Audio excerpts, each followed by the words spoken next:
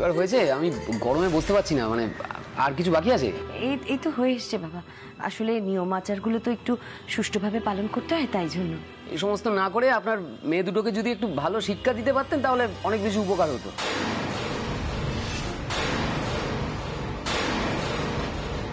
বিশেষ করে আপনার বড় মেয়েকে যদি আরেকটু স্মার্ট আর একটু মডার্ন বানাতে পারতেন তাহলে আমার জীবনে অনেক উপকার হতো, সহজ হতো ব্যাপারটা।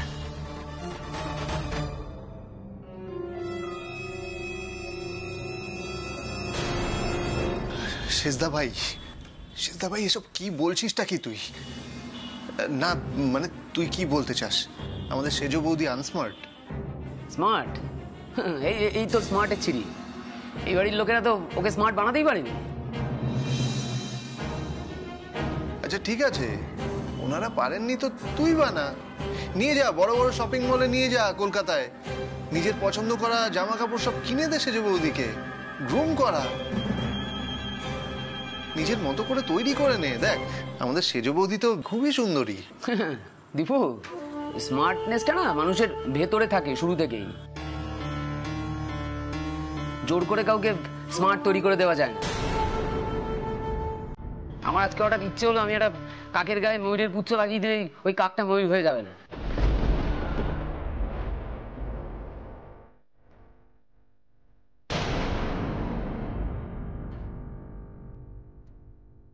ও জামাই বাবু তার মানে আজ ইচ্ছে করে বাবা মায়ের সামনে দিদি ভাইয়ের সঙ্গে ঝামেলা বাঁধানোর চেষ্টা করছে।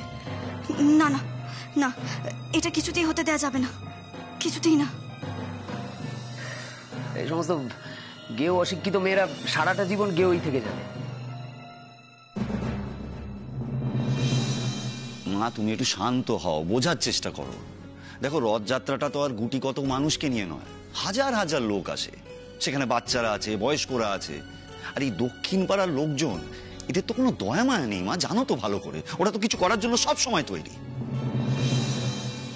আর বাবা, এবার শুনছি নাকি ওরা একটা বড় সড়ো কোনো ঝামেলা করার প্ল্যান করছে। বলিস কি, তাই নাকি? হ্যাঁ। হায় ভগবান, তাহলে কি হবে? তার মানে তো এবার বিরাট বড় গন্ডগোল বাঁধবে। এই প্রত্যেক বছর রথযাত্রার দিনক্ষণ আসে আর রাতের ঘুম আমার চলে যায়। এই অশান্তি কিভাবে নেব? কোথায় আনন্দ করব, কোথায় উৎসাহিত হব, কবে রথের দিনটা আসবে, সবাই মিলে মিশে একাকার হব, তা না ভয়ে আতঙ্কে যেন শিউরে উঠি। এটা চলতে দেওয়া যায় না। কিন্তু কিন্তু কিভাবে কিভাবে এই উত্তরপাড়া দক্ষিণ পাড়াকে এই রথযাত্রার ব্যাপারে এক করা যায়, এদের শান্ত করা যায়, এদের মিলন ক্ষেত্র প্রস্তুত করা যায়? কোনোভাবেই কি সম্ভব নয়? এদের এক বিন্দুতে মেলাতে পারে এমন কি কেউ নেই? ও এরকম ব্যাপার জামাই বাবু, আপনি আমার দিদি ভাইকে অন্যরকম ভাবে দেখতে চান? ঠিক আছে, আমি আমার দিদি ভাইকে সুন্দর করে স্মার্ট করে সাজিয়ে তুলবো। দেখবেন আপনি তখন আর চোখই ফেরাতে পারবেন না। আমার দিদি ভাই তখন আপনাকেই পাত্তা দেবে না, বুঝবেন তখন। সেই আশাতেই থাকো সারাটা জীবন। জীবনেতে কোনো অ্যাম্বিশন নেই। আমার ভাইকে মজার চলে বিয়ে করে ফেলেছো, জাস্ট তোমার লাইফ সেটেলড।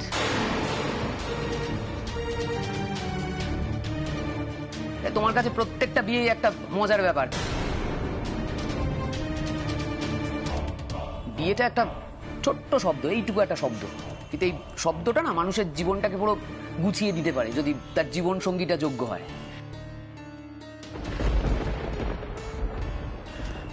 আর সেটা না হলে মানুষের জীবনটা পুরো তছনছ হয়ে যায়। আমার দ্বিতীয়টা হয়েছে। যাকে আমি গরমে আর বসতে পারছি না, আমি উঠছি। শেষদা ভাই, দইপায়ন শোনো আমার কথাটা।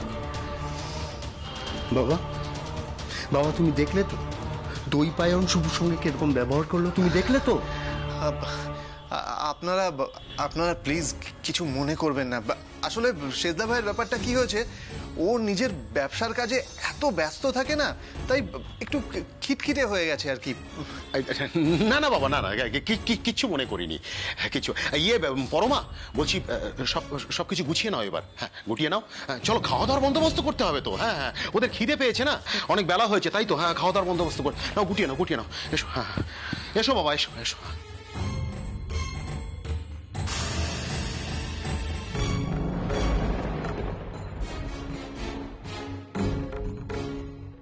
মন খারাপ করিস না রে সুপু, আজকের দিনে কাঁদতে নেই। সেজ বৌদি, তুমি তুমি চোখের জল মুছে ফেলো। দেখো, তুমি একটা জিনিস তো বুঝতে পারলে, সেজদা ভাই তোমাকে একটু অন্যরকম ভাবে দেখতে চাই। ঠিক আছে, আজকে রাত্রিবেলা আমি আমার দিদিভাইকে দারুণ করে সাজিয়ে দেব, ঠিক যেমনটা আমাদের জামাইবাবু দেখতে চান। আদৌ উনি চান কি?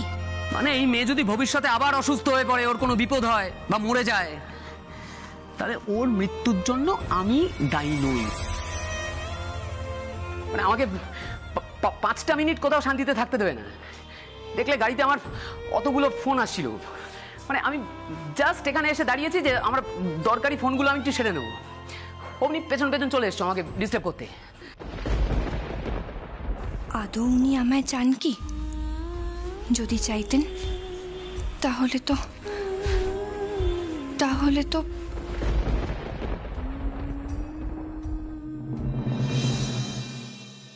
তাহলে আবার কি, হাতের ওপর হাত গুটিয়ে অপেক্ষা করে বসে থাকতে হবে? কে কবে আসবে আমাদের এই উত্তর পাড়া দক্ষিণ পাড়া রথযাত্রার ঝামেলা অশান্তি সব মেটাবে? মা, গত 1 বছর ধরে আমি একটা কথা বলবো ভাবছি, আজ কি বলবো? হ্যাঁ বলো।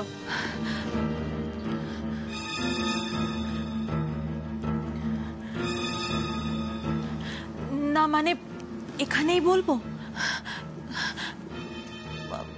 আপনি যদি রাগ করেন না, মানে আমি রথযাত্রার ব্যাপারেই বলবো, আর মেঘা বর্ষার বিষয়।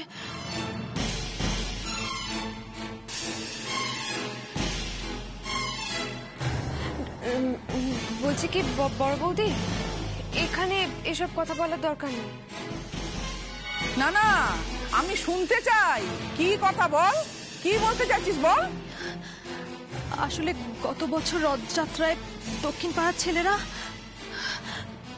মেঘা বর্ষার সাথে খুব অসভ্যতা করেছিল।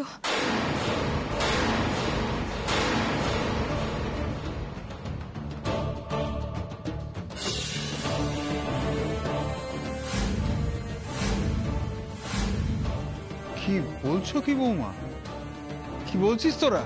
হ্যাঁ জেঠুমণি, শুধু রথযাত্রার সময় না, আমরা যখন পড়তে যাই তখনও না ওই দক্ষিণ পাড়ার ছেলেগুলো আমাদের খুব বিরক্ত করে। এত বড় একটা ঘটনা ঘটে গেছে, আমাকে এতদিন জানাসনি কেন তোরা? আসলে জেঠিমণি, আমরা ভেবেছিলাম তুমি যদি রাগ করো আমাদেরকে ভুল বোঝো। না কেন, ভুল বোঝার কি আছে? আর এত বড় একটা কথা তোরা চেপে গেছিস কেন? এবার তো আমিও পাড়ার ছেলে নিয়ে তৈরি থাকবো। চুপ কর তুই, শুধু মুখেই মারিতম জগৎ। তুই একটু চুপ কর না, এখন যা করার ঠান্ডা মাথায় করতে হবে। হ্যাঁ, মানে আমাদের ওই দক্ষিণ পাড়া রথযাত্রার যে কমিটি, সেই কমিটির মাথাদের সঙ্গে, মানে সিনিয়রদের সঙ্গে আমাদের একটু কথা বলতে হবে। দক্ষিণ পাড়ার সিনিয়রদের মধ্যে ওই মোহিনী মোহন বাবুর সঙ্গে আমার পরিচয় আছে, ওর সঙ্গে কথা বললে হবে? মনে হয় না, জানেন, মানে এখন এই রথযাত্রা কমিটিটা ক্লাবে পরিণত হয়েছে। এখন তো ওই ছেলে ছোকরাদেরই সব কথাবার্তা চলে, মানে পুরনোদের কোনো দাম টাম নেই। হ্যাঁ, ছেলেগুলো একদম উচ্ছন্নে যাওয়া। আর দিন দিন ওদের অশান্তি করার ধরনটাও তো বদলে যাচ্ছে। তাই বলে আমাদের সংস্কার পালনের ধরন বদলে যাবে না বড় খোকা। আমি নিজে রথের সামনে থাকব, আমিও দেখব জগন্নাথ দেবের রথযাত্রায় কে বাধা সৃষ্টি করে।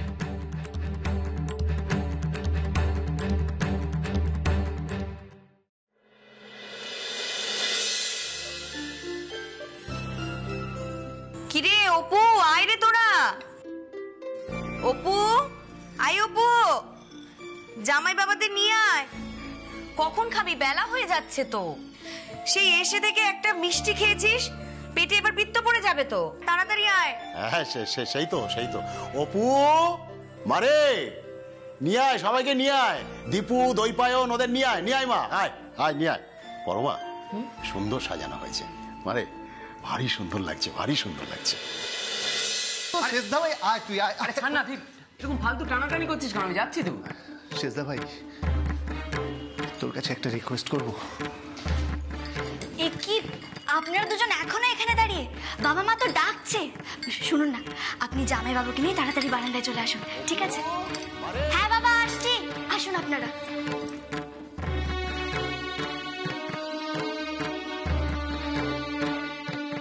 সেস্তা ভাই, আমি বলছিলাম যে এখন খেতে গিয়ে তুই প্লিজ কোনো রকম সিন ক্রিয়েট করিস না। কি সিন ক্রিয়েট আমি করি? না না, মানে আমি বলতে চাইছিলাম যে তুই এমন কিছু করিস না যাতে যাতে এবারের লোক কষ্ট পায়। দেখ, তুই ওনাদের তোর ব্যবহারে বুঝিয়ে দিস না যে তুই ওদের অপছন্দ করিস বা ওরা গরিব। তাহলে কি ওদেরকে বিক্রি বলবো? শেষদা ভাই প্লিজ, তুই এমন করছিস যে ওনারা খুব কষ্ট পাচ্ছে। দেখ, এবারের মেয়েরা কিন্তু আমাদের স্ত্রী, এবারের মেয়েদের অন্তত কষ্ট দিস না। আর দেখ, তুই আমাদের বাড়ির সম্মান রক্ষার জন্য অন্তত এগুলো কিছু করিস না শেষদা ভাই। ওদের অপমান করিস না, অসম্মান করিস না। আচ্ছা আচ্ছা আচ্ছা, আর এখানে এসে যে আমার অসম্মান হচ্ছে তার বেলা? তোর বউ যে সবার সামনে যখন তখন আমাকে অসম্মানজনক কথাবার্তা বলছে তার বেলা? আরে অপু, অপু তো মজা করে। না না দীপু, ওটা ওটা একদমই মজা নয়, ওটা এক ধরনের অসভ্যতা। কাজে আমাকে এই জ্ঞানগুলো না দিয়ে তোর বউকে জ্ঞানটা দে গিয়ে, ওকে পারলে একটু সহবাদ শেখা। আর একটা কথা আমি বুঝতে পারছি না দীপু, ইদানিং তুই হঠাৎ করে নিজেকে খুব বড় ভেবে ফেলছিস। তুই কিন্তু আমার থেকে বয়সে অনেকটা ছোট। কাজে ছোট ভাই সবসময় ছোট ভাইয়ের মতো থাকিস, হঠাৎ করে দাদা হয়ে যাস না। আর কথা পাঠাস না, চ। অবলা, তুমি কি বলছো? আমি ঠিক বলছি। এবছর আমাদের উত্তরপাড়ার রথযাত্রা 25 বছর পূর্তি হবে। আমি তো বলবো আপনারা ধুমধাম করে রথযাত্রার আয়োজন করুন। কীর্তন হবে, গান বাজনা হবে, অনেক অনুষ্ঠান হবে। পথের দুপাশে কত দুস্থ মানুষ থাকেন, তারা রথে রশি টানবে, পাত পেড়ে বসে ঠাকুরের প্রসাদ খাবে। আমিও দেখব আমাদের এই হালি শহরের বিখ্যাত উত্তরপাড়ার এই রথযাত্রা কে আটকাতে পারে। কিন্তু অবলা, কোনো কিন্তু নয়। আচ্ছা মা, তুমি একা এগুলো কি করে করবে? আসলে কি জানিস তো মেজো খোকা, প্রতিবাদ করার ইচ্ছেটাই আসল। ইচ্ছে থাকলেই প্রতিবাদ করা যায়, একা একাই। বাবা দিদি, তুই তো দেখছি আজকাল একেবারে অপুর মতন কথা বলতে শুরু করেছিস রে। আমি কারুর মতন কথা বলছি না জুথি, আমি নিজের মতো কথা বলছি। আমি অবলা মুখার্জি বলছি। হ্যাঁ, আপনাদেরকে বলছি, আপনারা রথযাত্রার আয়োজন করুন, খুব ধুমধাম করে আয়োজন করুন। দরকার হলে আমি প্রমিলা বাহিনী নিয়ে রাস্তায় নামবো, সকলে মিলে একসাথে প্রতিবাদ করব। প্রতিবাদ আমরা করবই, আর প্রতিবাদ হবেই হবে। না, বসো বসো, এসো দীপু, বসো বসো। আরে বাবা, কি করেছেন? তো এলাই আয়োজন? না না না, আয়োজনের কিচ্ছু নেই, সামান্য একটুখানি। হ্যাঁ, না, শুরু করো শুরু করো বাবা। তবে একটুখানি আমায় বলতেই হয়, কিছু না, এমনি আর কি। এই যে আমটা দেখছো না, আসলে আমাদের বাজারে রহমান বলে একটি ছেলে আছে, ওর বাড়ি আসলে মালদাতে। তো এই আমের সময় ও কি করে, একেবারে গাছ পাকা আম মালদা থেকে নিয়ে এসে এই বাজারে বিক্রি করে, জানো তো। এই কাঁঠাল আম এখন সব গাছ পাকা। খাও, খেলেই বুঝতে পারবে। খাও খাও, দই পাও, খাও খাও খাও। মালদার আম? আমি তো শুনেছি মালদার আম নাকি খুব সুস্বাদু হয়। ঠিক আছে, আজকে খেয়ে দেখবো। হ্যাঁ, আমটা খেলে বুঝতে পারবে কতটা ভালো। বারবার ভালো ভালো এত আমের ফিরিস্তি শুনে কি করবো বলুন তো? মানে এই ভাত ডাল মাছ মাংস সব কিছুই খাবো না, আম দিয়ে খাওয়া শুরু করে দেবো।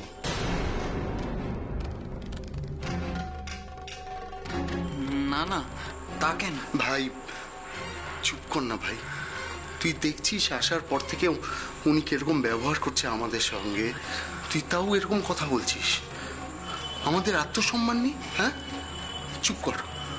সূর্য, চুপ চুপ চুপ কর, তুই কথা বলে চুপ।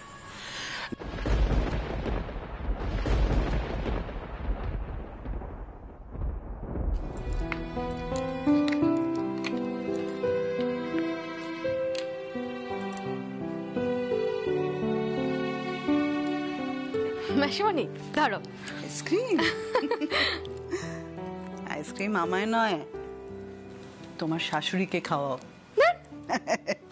দরকার হলে ঠান্ডা আইসক্রিমের প্রলেপ তোমার শাশুড়ির গরম মাথায় লাগাও, যদি ওনার মাথাটা একটু ঠান্ডা হয়। উফ, উত্তরপাড়া আর দক্ষিণ পাড়ার মধ্যে রথযাত্রা নিয়ে যা ঝামেলা হয় সেটা নিয়ে দিদি যা খেপে আছে, বাপরে বাপ। তো মাসিমণি এটা নতুন কি? প্রতি বছরই তো এরকম ঝামেলা হয়, এতে মা তো খেপে গেছে কেন? নতুন হলো, এবার দিদি নাকি রথে সবার সামনে থাকবে, আর যদি কেউ ঝামেলা করে দিদি সবার আগে ফোঁস করবে। আরেকটা নতুন খবর কি জানো, ওই দক্ষিণ পাড়ার কয়েকটা বকাটে ছেলে নাকি মেঘার বর্ষাকে কলেজ যাওয়ার সময় খুব বিরক্ত করে। তাই নাকি? হ্যাঁ, আরে পাড়ার মাথারা তো এসেছিল, তুমি তো একবারও বর্ষার ঘরে এলে না। আসলে মাসিমণি ঘুমিয়ে পড়েছিলাম জানো তো, ওই যাওয়া হলো না তো মায়ের ওখানে জামাই ষষ্ঠীতে। মাসিমণি বলছি, মিটিং এ কি হলো গো?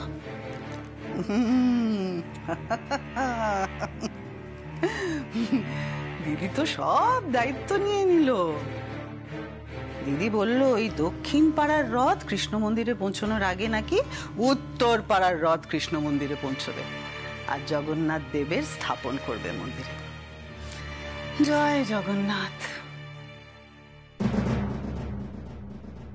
মাসিমণি, আমার মাথায় না একটা আইডিয়া এসেছে। প্রতি বছর রথযাত্রার দিন যেরকম ঝামেলার আগুন জ্বলে তেমন জ্বলুক, তার মধ্যে যদি আমরা একটু ঘি ঢেলে দিই কেমন হয়? মানে? 1 মিনিট।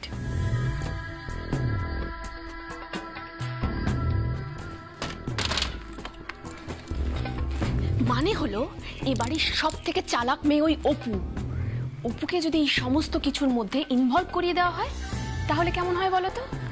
ও যদি এসবের মধ্যে ঢোকে তাহলে তো ঝামেলা আরো বাড়িয়ে দেবে। আরে দূর, দিদি তো আজকাল ওকে কিছুই বলে না, দেখো না। মাসিমণি, সেই সমস্ত কিছু ঝামেলা ও বাড়িতে করেছে তাই হয়তো কিছু বলেনি, কিন্তু এবার যদিও বাইরে বেরিয়ে কোনো একটা বারোয়ারি ঝামেলার মধ্যে জড়িয়ে পড়ে তাহলে কি মা ছেড়ে কথা বলবে? বুদ্ধিটা তো মন্দ দাওনি, ভেরি গুড।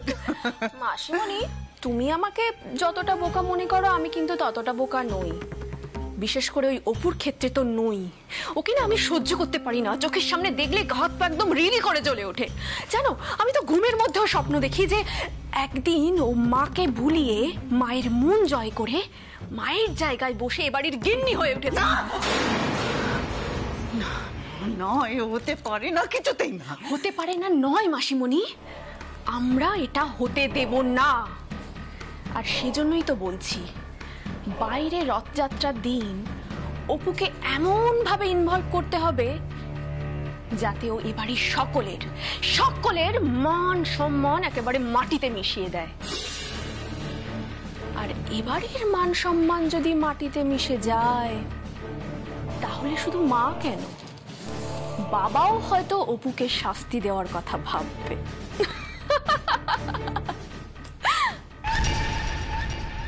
না বাবা, না, শুরু করো এবার। হ্যাঁ হ্যাঁ, সে তো আমি খাবোই, একদম কবজি ডুবিয়ে খাবো, কিন্তু এত খাবার খেলে কিন্তু আমি উঠতে পারবো না। আমাকে তোলার জন্য একটা ক্রেনের প্রয়োজন হবে। আচ্ছা, বলছিলাম আপনাদের এখানে ক্রেন পাওয়া যায় তো? তোমার শাশুড়ি মায়ের হাতের রান্না খেয়ে দেখো। আর আপনি খান তো, এখানে ক্রেন না পেলেও না আমাদের বাজারে মাছের আড়তে বড় বড় পাল্লা আছে, সেই দাড়ি পাল্লায় না আপনাদের দুই ভাইকে দুদিকে বসিয়ে দেব। কি হচ্ছে কি অপু? মারবো কিন্তু। উনি তো প্রথমে ক্রেনের কথাটা তুললেন। নাও বাবা, নাও, খেতে শুরু করো, নাও। 1 মিনিট।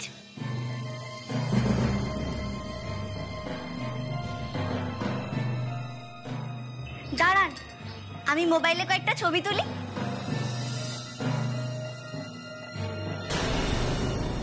দেখ দীপু বাবু, আপনি যে মাছের মুড়োটা রয়েছে সেটা হাতে নিয়ে সুন্দর করে একটা পোজ দিন। আর জামাই বাবু, আপনি বরং চিংড়িটা হাতে নিয়ে একটা ভালো করে পোজ দিন, দেখি ছবি তুলি। কেন, আমরা কি এখানে নাটক করতে এসেছি? ফটোশুট করতে এসেছি এই গলদা চিংড়ি হাতে নিয়ে?